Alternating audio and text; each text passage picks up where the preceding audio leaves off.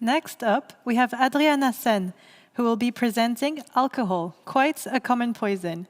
We are interested to learn more about this most widespread legal drug. Go ahead, Adriana. Thank you. So, hello, my name's Adriana. I'm 15 years old, and I go to the European school Lux 1.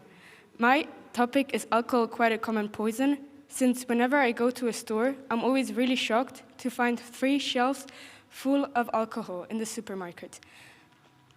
Also, yesterday was St. Patrick's Day, the national Irish Day, so it's really known for all the Irish people getting drunk in a pub and going through the city and vandalizing. So let's get started. What is alcohol? Alcohol is the most widespread legal drug ever, and it is really easy for young people to access it. However, it is a serious cellular poison with far-reaching consequences on the lives of both the individual and the society as a whole. We will explore the effects and consequences of alcohol consumption on these multiple levels. But first, let us look what alcohol means. Alcohol comes from the Middle East, from the Arabic prefix alcohol or alcohol, which means spirit, another word used to describe alcohol. Alcohol describes an entire class of alcohols. The primary alcohols are ethanol and methanol, but there are also the secondary and tertiary levels. From a chemical point of view, alcohol is an organic compound that possesses at least one hydroxyl group attached to the saturated carbon atom present in the alcohol molecule. Primary alcohol means that there is one hydroxyl attached to it. For example, ethanol is the main component of alcoholic drinks. The higher alcohols, including the primary ones, are expressed generally with the formula C2H5OH. The suffix OL means that the OH group, hydroxyl group, is the highest priority group present according to the UPAC chemical naming. When another highest priority group is present in the compound, then the OH group is referred to as hydroxy. How is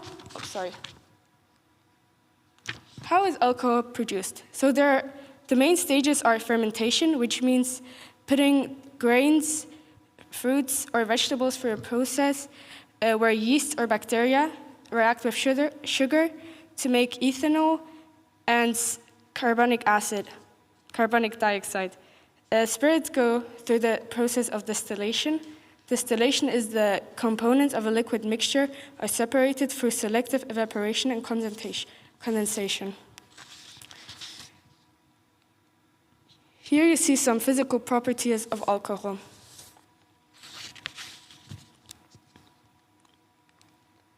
Here you see some chemical properties of alcohol. They are very good solvents due to the hydroxide group. So alcohol is very useful. For example, in the COVID situation, we used it as a strong disinfectant because it kills a lot of bacteria and viruses. There are many other useful things to use it for. Now I'm gonna quote someone.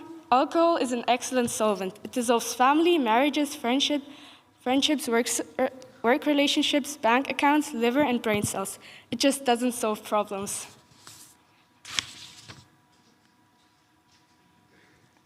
Ethanol is the main component of alcoholic drinks, but the amount can vary. So the value of it is ABV, which means alcohol by volume. For example, in 76 milliliters of wine, there's 13% of alcohol by volume. In whiskey, 25 milliliters, there's 40% of alcohol by volume, and 250 milliliters of beer contain 4% of alcohol by volume. So there are different types of alcoholic drinks. For example, the distilled spirits contains 40% of alcohol by volume. It is the strongest due to distillation. Then there's wine, which contains 12 to 15% alcohol by volume.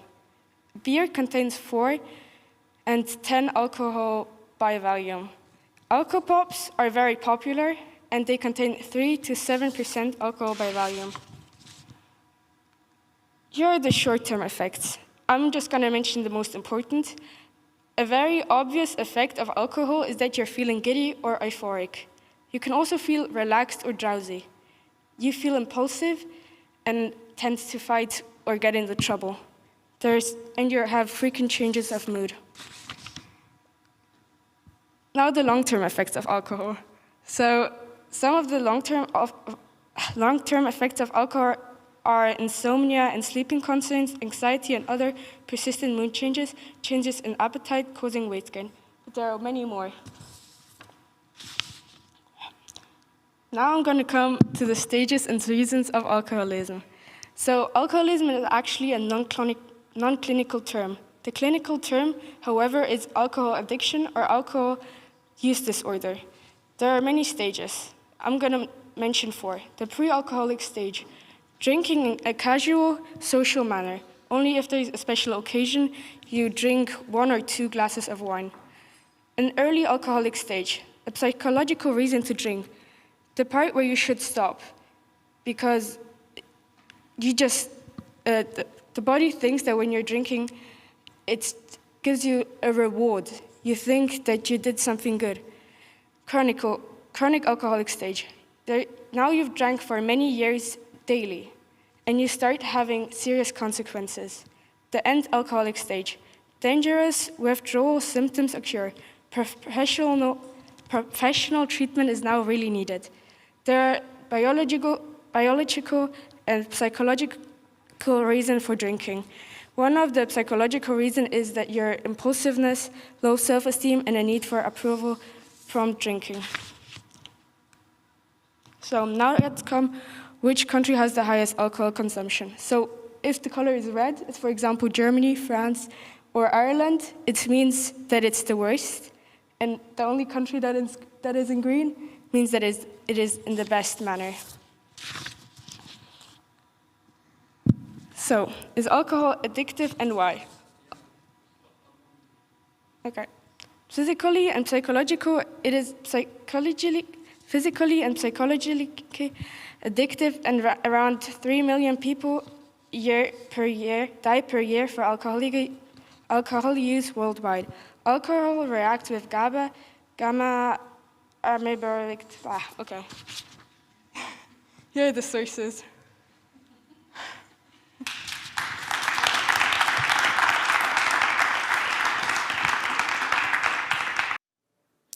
Hello, nice to see you again. Hello. We have a streak of participants that came back year after year, so we are really, really happy to, and especially you came back like you were 2 years younger. You come back this year, you didn't participate last year. What happened? I just didn't have really any ideas, so I just thought I'm going to volunteer and see whether I can find any ideas. And now I'm back, and I had a good idea. So volunteering, participation, you might like it a lot, right? Yes.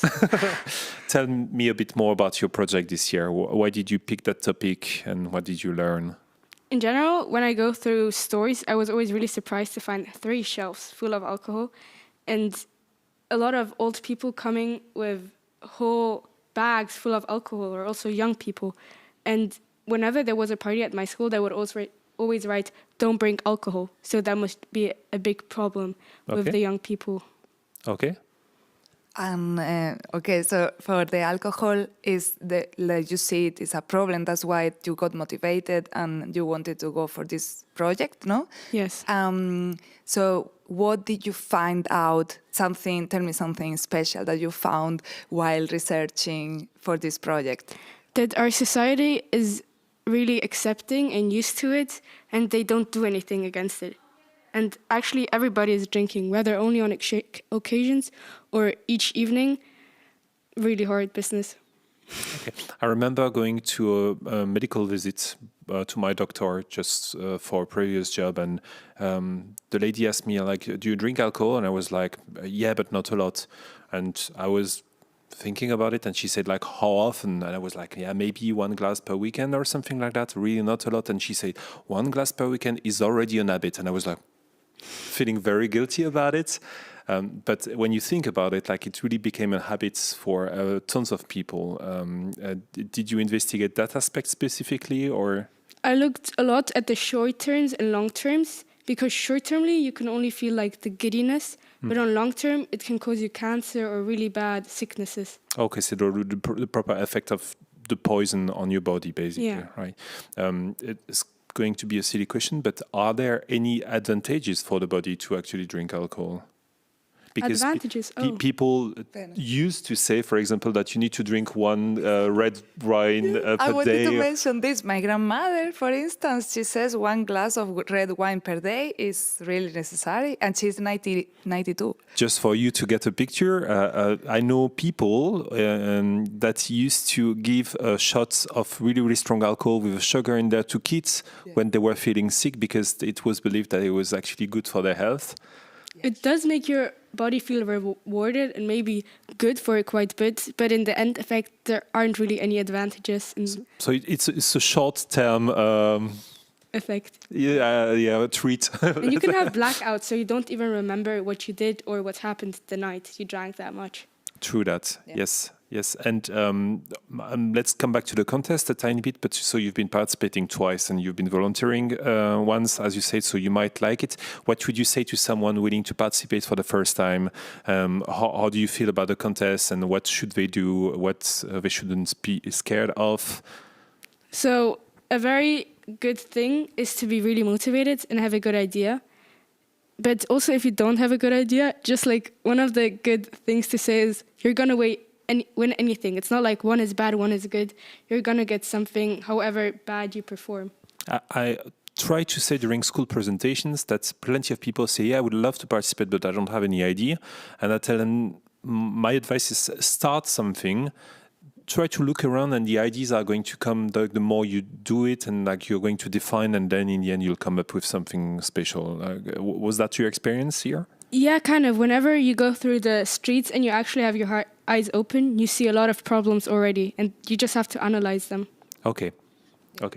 So I agree. Totally true. And it's so good to see people like you, so young and so motivated, really energizing us. Your sister is actually participating this year as well. She's been participating last year, so that's her third participation, I believe. Yeah, I think so, yes. Okay, well, the first time you participated, like you've done that at the same time together, or? Yeah, but we weren't a team. No, you weren't a team. Okay, and who has been inspiring the other for that one?